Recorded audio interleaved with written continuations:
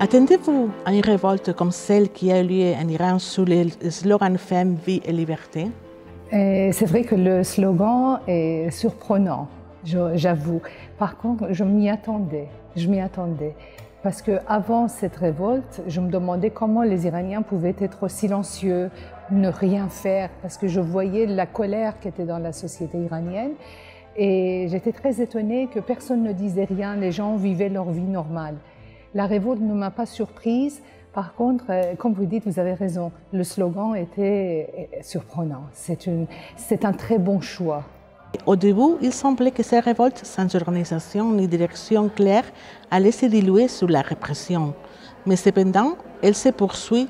Pensez-vous qu'elle puisse remettre en cause certains des fondements du gouvernement iranien?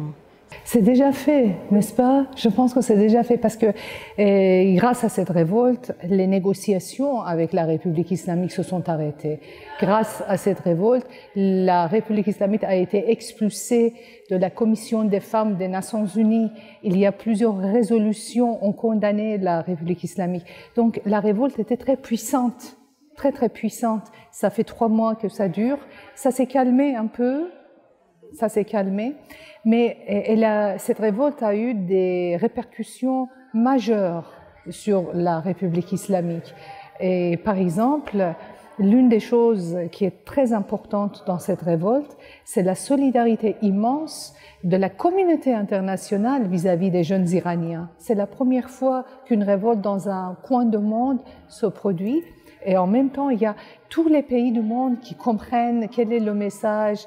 Et donc, c'était une révolte qui a très bien communiqué avec l'extérieur. Donc, vous ne manquez pas une réponse internationale plus énergique?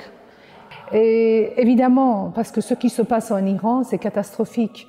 18 000 manifestants ont été arrêtés et ils risquent la peine capitale. Donc, c'est un crime contre l'humanité à une échelle majeure, une échelle immense. Donc, vraiment, la communauté internationale doit intervenir, les pays démocratiques doivent intervenir. Et cela dit, jusqu'à là, les résultats étaient importants. Et la dernière question, la capacité répressive du gouvernement iranien est brutale maintenant.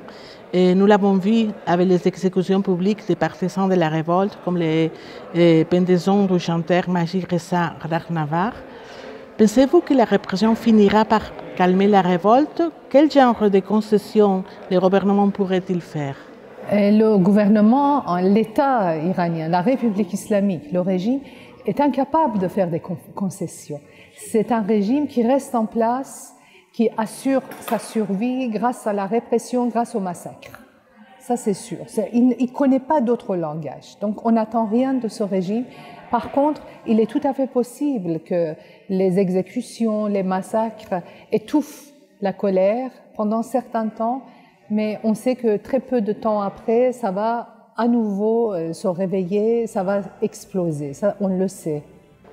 Il n'y a pas de point final pour cette révolte. Il n'y a pas de point final. Merci. Merci à vous.